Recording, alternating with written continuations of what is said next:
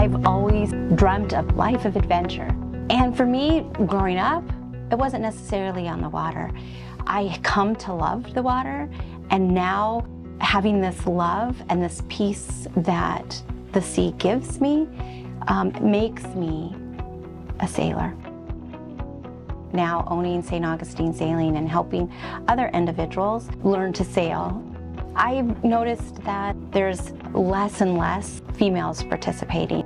So for me, WOW is to help women who are or wanting to be a sailor live their dream, making lifelong memories.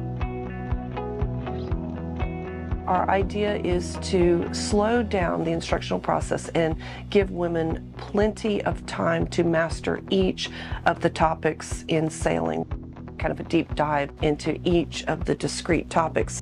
We've been concentrating on individual bits of knowledge, bits of skills that once you put them all together, that's sailing.